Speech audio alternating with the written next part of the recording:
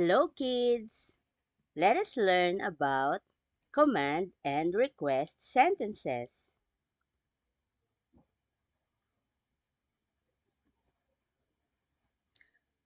One of the kinds of sentences is the imperative sentence.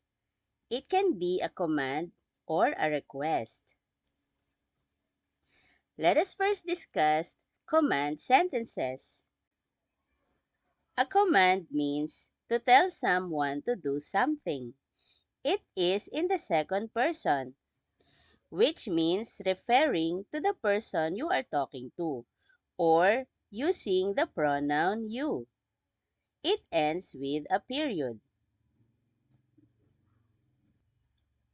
For example, clean your room, finish your homework, take a photo, take the equipment there, turn off the television.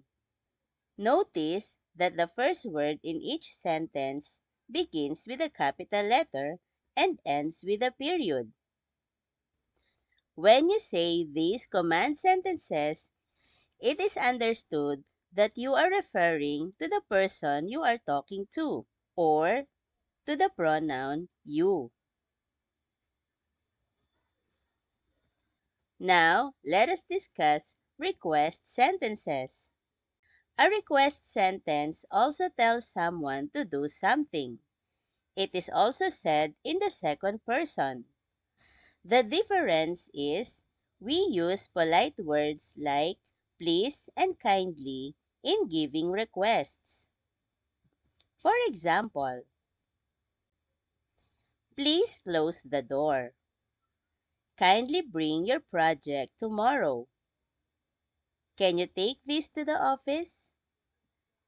Please wait for a moment. Kindly listen to the announcement. These are the polite words that we use in giving requests. Now, let us answer this activity. Identify whether the following sentences are command or request sentences. Number 1. Kindly give examples of nouns. Answer: request. Number 2. Put the dishes into the sink. Answer: command.